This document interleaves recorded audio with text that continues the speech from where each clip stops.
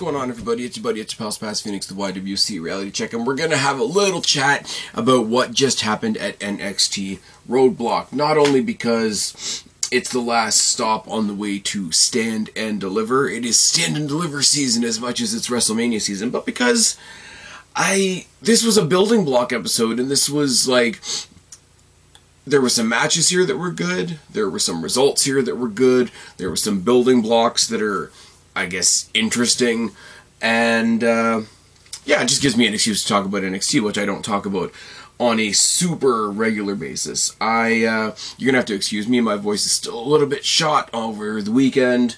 I was at a Destiny show, and it was fucking awesome, and I saw Gabriel Fuerza take on Mustafa Ali, which I've been talking about for a couple weeks now, and it was probably one of the top 10 matches I've seen so far this year, live or otherwise. We're definitely getting a rematch of that at some point, potentially for the X Division Championship, which is awesome, but not having anything to do with what we're doing here tonight. Also, our current Destiny champion is Trent Seven, and he had an awesome match with Von Vertigo, which was also amazing. And I have a new favorite female wrestler in the form of Holodead, so check her out. She's awesome as well.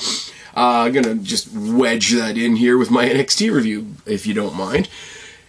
It was Roadblock, and of course on the elevated episodes of NXT they treat it like a pay-per-view. Usually there's a montage or a monologue at the beginning, and this time it was done by Lexus King, who's just driving around being a douchebag in his car as he talks about the pay-per-view, or sorry, the premium episode of NXT, I guess you could say.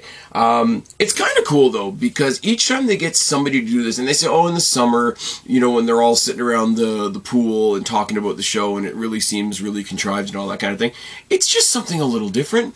It's like when there was a pay-per-view for NXT, I think it was last year sometime, and the opening montage was done by Charlotte Flair, and then something else, there was a different pay-per-view, and the opening montage was by Cody Rhodes, and it's just, I mean, it's a little corporate synergy, let's be real for a second, but it's a little bit of crossover, it's a little bit of, you know, just try something different. Try promoting something that's not yourself, and especially for an arrogant-ass character like Lexus King, I thought this was really cool. Pulled up in front of the Performance Center, not the most dramatic way to end the montage, because we know it's at the Performance Center. It would be cooler if they were at an arena and he was pulling up to the arena, but it is what it is.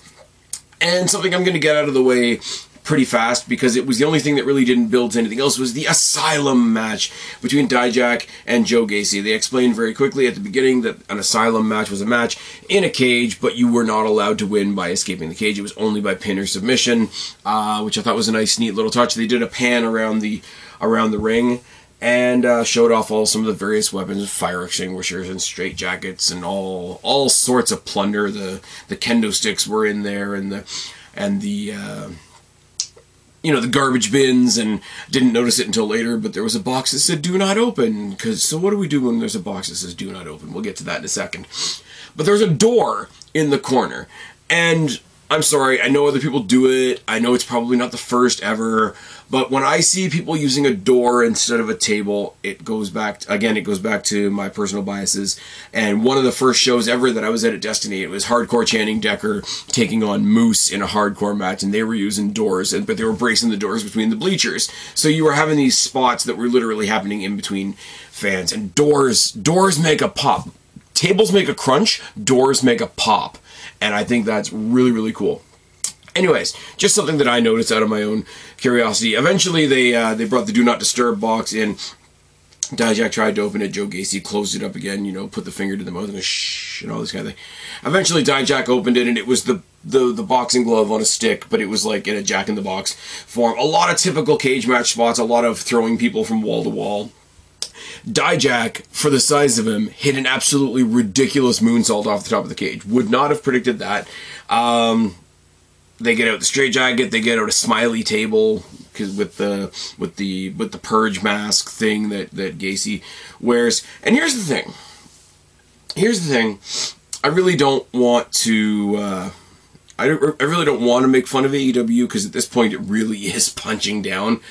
But I think Joe Gacy took a look at Orange Cassidy's cute little hands in the pockets gimmick and said, I think I can do better than that. How about I headbutt Dijak off the top turnbuckle and hit him with a swanton through a table in a straitjacket. Absolutely fucking fantastic. They did the tape blindfold gimmick again, except this time it was on Gacy. Gacy keeps fighting back anyway and having offense, which is odd. Dijak does eventually win because he's in a straitjacket, because his eyes are taped shut, and because Dijak hits him with Feast Your Eyes twice. Oh man, lots of fun. Not anything that's going to set your soul on fire.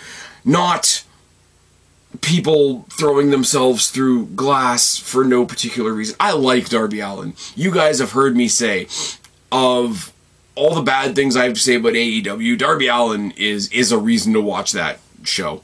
Their new logo kind of looks like a unicorn fart, but that's okay. But that glass spot was just unnecessary. The match wasn't even about you. Anyways, we don't need to go there. I don't know where Joe Gacy goes from here, but Dijak ran into Josh Briggs after Josh Briggs had a conversation in the back with Brooks Jensen, because Brooks Jensen has a match with Obafemi next week, and his buddy's like, hey, you know, I believe in you, good luck, or whatever. Dijak walks by Briggs and says, why you lying to your friend? I'm like, that's brutal. That's absolutely brutal. Brooks Jensen is going to get annihilated by Obafemi, which for some reason I thought was on this card tonight, and it wasn't. But I guess we're going to get Josh Briggs versus Dijak. That's a couple of big dudes wailing on each other, but with a little less crazy. Joe Gacy needs to do something. His friend, his former follower, is the general manager of NXT now, but I guess we've just kind of forgotten about that. In the back, Tony D is getting ready for his #1 contendership match tonight, and then Stax comes in and tells him that the guy you wanted to talk to is here, and it's Luca Crucifino. Luca Crucifino joined the family as the consigliere, and I'm not Italian, and I'm not in the mafia, and I'm not a gangsta, and I'm not a good fella, or a whatever you want to call it. I actually had to look up what the hell that means. Basically, he's just asked Luca Crucifino to be his Paul Heyman. He's like the secondary, thirdary advisor to a mafia don. So we've got the Don, the underboss, and the consigliere, and then the Riz. You gotta love it. You gotta love it. He's a mob boss. He needs a lawyer. It's fine. His entrance music is not at all a total ripoff of the Law and Order opening titles. There's a Law and Order based in Toronto now. Being that I'm just outside Toronto, I should probably watch it, but I haven't yet. That's another story for another day. First title match of the night, the Wolf Dogs defending their titles against Chase U. Wolf Dogs come out, they've got sort of similar gear. They both got hoodies. Braun Breakers has got like slashes in him because Wolf Dogs. They got dog wolf masks because Wolf Dogs. And all of Chase U is out there. You got Riley Osborne in their corner. You got JC Jane. You got Jasmine Nix. You got Thea Hale. Everybody's out there. The Chase U section is all out there. So, yeah, the Wolf Dog, I don't know who, because people like the Wolf Dogs and people like Chase U, so there's no real heel team here, but Chase U are the nice guys, and they've got all the backup in the corner. It's weird. Wolf Dogs are over as hell. One thing I will say from in the match, and I like the fact that the Wolf Dogs are becoming a closer knit tag team. It's kind of awesome. They hit this move, and all I can say is it's a 3D gutbuster. Like set up, like one person lifts the guy up like it's going to be a 3D, but the other one brought him down into a gutbuster instead. And I'm like, I didn't know where that was coming from, but it looked really good. For a team that you knew wasn't going to win, this was a hell of a showcase for Duke Hudson. Duke Hudson, unlike Andre Chase is more of a character than a wrestler. Not saying that he's a bad wrestler, but Duke Hudson is a wrestler who kind of exists in the character for as much as he needs to be in Chase U, but he still shines as a wrestler, and he got a really good chance to show that tonight. But the match ends, deep six, spear, the Wolf Dogs get the win. Now, JC Jane looking over Chase and Duke Hudson, putting the big L up, calling them losers and whatever. Thea Hale loses her shit and stomps off and like goes and blows a gasket in the back. We get footage of her later on blowing a gasket. I couldn't see who it was in the video because it was, you know how they shoot things sometimes, it's very erratic and shaky, and we're supposed to know who she's attacking, but we don't. She comes back to JC Jane later on. She's like, oh, I think I got a little overboard and I got into a bit of a scrap. I think we've got a tag team match next week. And she says, who's we? Who's your tag team partner? She's like, you. And she says, well, no, we got better shit to do. So Thea Hale just sort of fucked herself over and got herself into a handicap match for next week. Unless Fallon Henley comes and becomes her tag team partner. Now, Fallon Henley was seen earlier in the day as well, talking to Riley Osborne, trying to smooth things over for Thea Hale, getting mocked by Blair Davenport because Fallon Henley is trying to be this upstanding, like, locker room leader type person, like, good vibes, let's not be assholes type character. So obviously her and Blair Davenport have to have a fight about that later on as well. Two predictable results, I will say. Shawn Spears, who came back last week and attacked Ridge Holland, who I thought would be fighting Ridge Holland this week. It just says, no, Shawn Spears in action. What are we doing? Taking lessons from Tony Khan. It doesn't matter. Shawn Spears in action is better than Shawn Spears versus Uriah Connors. Sure, he walks up all wide-eyed and whatever. People accused him of trying, on social media, of trying to be, what's his name? Aleister Black. Because he came out with a hood and the lights were a little bit low. Can I introduce you to a character called The Undertaker? Anyways, be that as it may, he's playing a bit crazy. He lets him get a few shots in, smiles while he's taking the shots because he's playing that kind of character. And then he puts him in a headlock, trips him in such a way that he's kind of wrapped up in the corner and pulls down his knee pad to give him these like straight kneecap shots to the face, pull him out into the center of the ring, and hit the C4, not the C4 spike that a Josh Alexander would use, but the C4, which was the name of what he called the tiebreaker after he stopped being Ty Dillinger, but this wasn't even that. This was just a snap Death Valley driver. He gets the win, that's fine. Post-match, he's calling out Ridge Holland, he's talking about how hard it is to be yourself, don't fight your natural nature and all this kind of thing. We gotta teach Ridge Holland to embrace his violence and all this kind of cool shit. Ridge Holland comes out, beats the shit out of Shawn Spears, to the encouragement of Shawn Spears. The refs break it up. Later on, he's seen leaving the building, and he's like, I'm going to teach Ridge Holland to embrace his rage, and that's why we're going to have a match next week, which is fine. Oh my goodness, excuse me. Kabuki Warriors made their way down to NXT to take on Lyra Valkyria and Tatum Paxley. And the majority of this match, I mean, we know how great the Kabuki Warriors are, and we know where Lyra Valkyria and Tatum Paxley are in their development, so to speak, and I'm not trying to say that in any kind of bad way, but it was Lyra Valkyria standing in the corner, watching her own partner and both of her opponents play a game of who can be crazier, which is a lot of fun.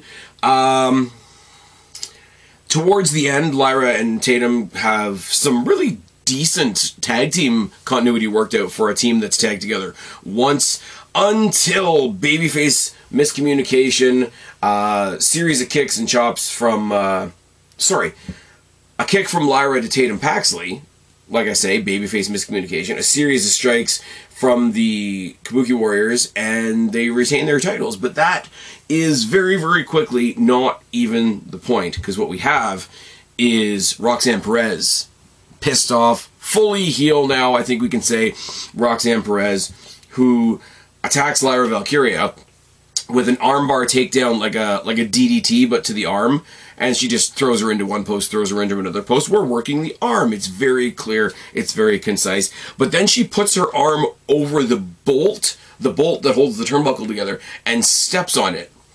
And Lyra Valkyria does a pretty damn good job of selling the fact that she thinks her arm is popped out of socket, which is not a good way to spend a Tuesday night. And when we come back from the commercial break, she's being loaded into the ambulance, or the local medical facility wagon, as Simon Miller would say.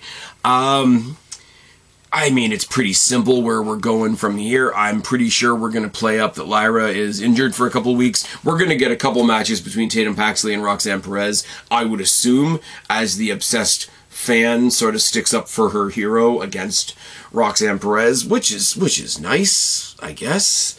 Going to more weirdness in the back. Basically, we have Gigi Dolan begging Ava to give her a match against Ariana Grace. Ariana Grace comes in and says she won't fight because there's no need for violence and there's no need for the kind of language that Gigi Dolan uses. And Gigi the whole time is representative of the audience. Look, it's literally what we're here for. And she says, the only way I will agree to have a match with you next week is when I win, I'm going to teach you how to embrace the beauty within. I'm going to teach you how to be a lady, and I'm going to teach you how to clean up your mouth. So we're going to do Miss Congeniality with Gigi Dolan. I don't know. I don't know what to do. I can say at least most of the women on this show have something to do, which is more than I can say for Dynamite. Speaking of the ladies having something to do, Fallon Henley versus Blair Davenport gets announced for the same show. They're having a pretty regular match. I don't know what to say. It's pretty good. Fallon Henley, I like Fallon Henley a lot. Blair Davenport, I don't have a beat on her. I want to like her because she's also a bit weird and a bit fucked up, and that's the kind of characters that I like. But I don't quite have a beat on her. She's not bad by any stretch of the imagination. I really like Fallon Henley. I really do. I think the time that she spent with Briggs and Jensen doing a bunch of character work and whatever, while she became a better wrestler, now those two things are coming together on her own. She's going to be a champion soon. If Roxanne Perez, I'm going to get into this later, if Roxanne Perez is the one that dethrones Lyra Valkyria, her next opponent is going to be Fallon Henley. The setup is there. You can see it. But the thing is, they brawl to the outside, and Blair Davenport has Fallon Henley down for a moment or two, and handstand cartwheeling off of the guardrail outside into a DDT onto Blair Davenport is the returning Soul Ruca. Tosses her back in the ring. There's a quick knee strike from Fallon Henley. Fallon Henley gets the win. But the bigger story is obviously Soul Ruca returns. Soul Ruca was the one that wrote "See You Soon" on the beach last week, and I said in the preview for this show, the "See You Soon," I could go wild or I could go simple. It's either going to be Tama Tonga, I almost forgot his name, or it's going to be the return of Soul Ruca, and either one of those are okay. I like Soul Ruca. I want to see Soul Ruca back in the ring ASAP. I don't know where Blair Davenport fits in the mix. I do think Fallon Henley, in no short order, soon after Stand and Deliver, is going to be in that title picture. She's the next, sort of the next one they're lining up, and from her, maybe you get a Gigi Dolan that's gone a little bit more heel to whatever we do in the farther end of the summer. Excuse me. For a segment that was kind of nothing, I guess. No Quarter Catch Crew come out because Charlie Dempsey is the new Heritage Cup, the NXT Heritage Cup champion after beating Noam Dar. Noam Dar was pictured in the back on his couch, sort of stoic and staring off into the distance until somebody flipped up his hat and he started hugging everybody. So he's gone mental again, which is nice. But the No Quarter Catch Crew are out there. They announce that this cup represents all that good wrestling is, and it's not just for me, it's for all of us. So they, as they've been saying in the past, where they go and challenge somebody and you don't know which one of us you're going to fight, it's the catch clause. They're applying the catch clause to the cup. I don't know how that works. I don't know if they ran that by Ava. It's sort of a weird alteration on the Freebird / New Day rule, what they did with the tag team titles, but it's for one thing. I was supposed to say for one belt, but it's not even a belt. So I guess anybody that wants the Heritage Cup Championship title shot now has to know that they don't know who they're facing for it. And then some very familiar music played, and out came William Regal. Immediately the crowd starts chanting, "That's your father, that's your father," and he goes, in very brief, succinct fashion, he talks about the history of the cup and the people in the UK and Europe that came before him, and that's how important the cup is to him. And then Charlie Dempsey stands up to him, and William Regal says, "I hope you're going to do things the right way, because I'll be watching," and he steps away. And one of them on I don't even remember whether it was Vic or Book, said, "You know what, Charlie Dempsey better watch himself. He may be a little bit older now, but he's not so old that William Regal still can't put him over his knee." So are we acknowledging that they're father and son or not? I don't know what Regal's role is right now because Shawn Michaels runs NXT. He has Ava as his general manager. That title was handed down to her directly on TV by William Regal. Is he going to oversee the Heritage Cup Championship division? Is he going to be a special referee, maybe? Is this a ploy, and he's actually managing the No Quarter Catch crew, which are a much better version of the Blackpool Combat Club. The whole I'll be watching was very, very key in that. And then, our main event in a match that nobody would have predicted before last week. Carmelo Hayes versus Tony D'Angelo fighting for a title shot against Ilya Dragunov at Stand and Deliver. Melo comes out, he's got all kinds of security. Tony D comes out by himself, he's just got different music, which is nice. Earlier on, what's his name? Luca Crucifino and Stax interrupted an Ilya Dragunov promo saying, hey, you know, the Tony D, the Don, he's gonna get his shot. He's gonna be seeing you at Stand and Deliver. We will see you soon, which is nice. Melo's coming out with all kinds of security. He hired his own security after what happened last week when Tony D snapped his fingers and all the cops fucked off.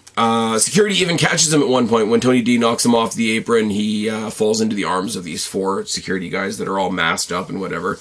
One thing I will say, and I'm picking out Tony D here like I picked out Duke Hudson earlier.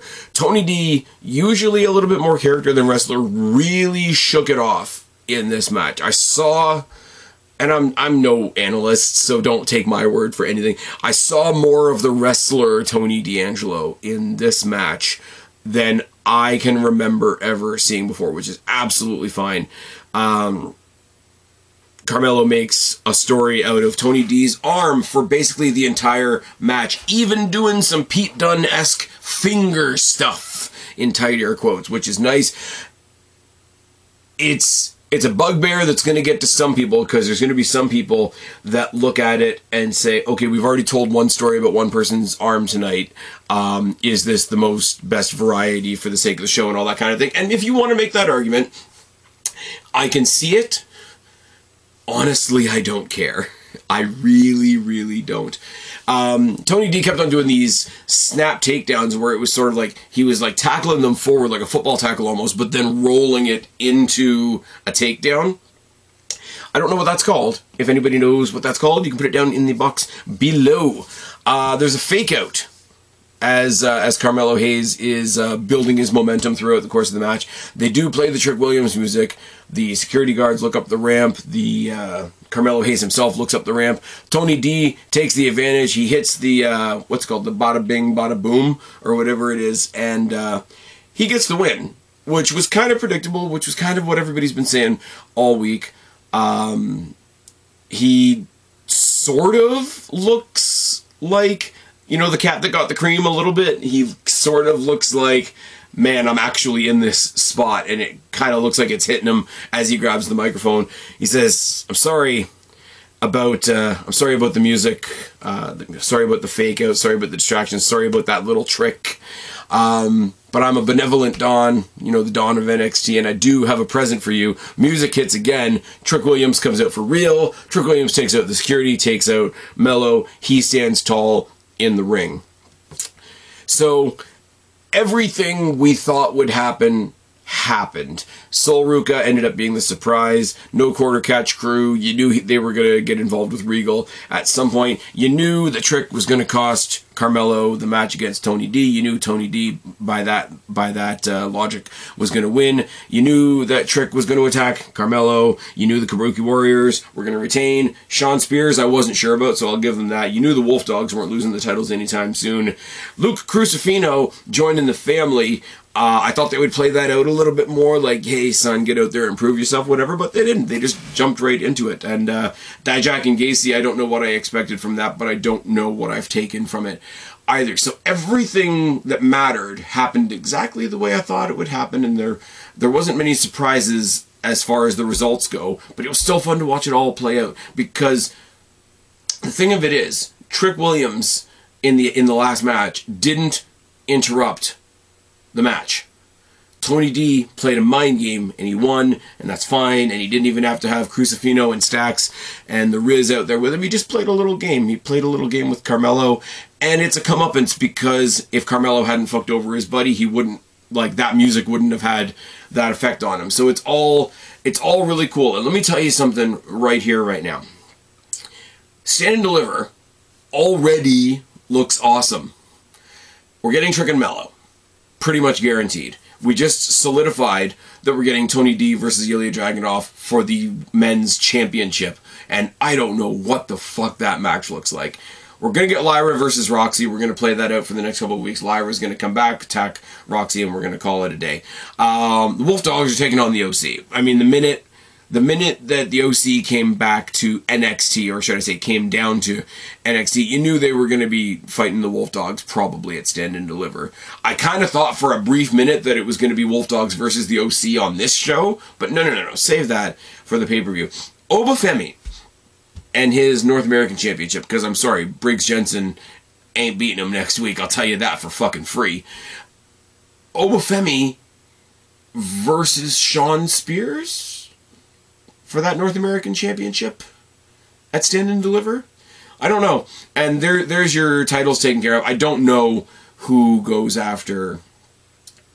I don't know who goes after the Heritage Cup now that 4 guys are holding it. But... I don't know. The Heritage Cup thing on a big pay-per-view like Stand and Deliver, they might leave it off. They might put that on the kickoff. Because the way it plays out on a larger stage can come off as a bit awkward sometimes. I still like the Heritage Cup for what it is, for the different kind of match that it offers. It's kind of like the Pure title in that regard. But at the same time, throw it on the kickoff if you need to. And then you've got Oba defending against somebody, Wolf Dogs and the OC, Lyra and Roxy, Tony and Ilya, Trick and Mello. Now, unless...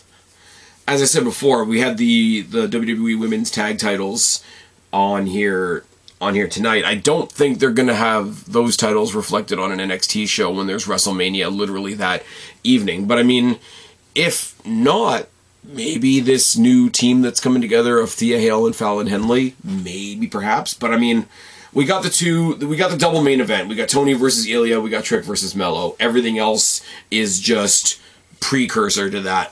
I thought for what this show is supposed to do, considering it's not a pay-per-view in and of itself, it's an elevated episode of NXT with some important matches and more importantly some building blocks being put in place in the meantime. I think this show, to borrow a catchphrase, this show did exactly what it said on the tin. I'd love to know what you guys think. I've been Spaz, your YWC Reality Check. Subscribe up there, talk down there, start a conversation, keep all these conversations going. Don't be a stranger. I'll talk to you later. But right now, tagging out. Bye guys.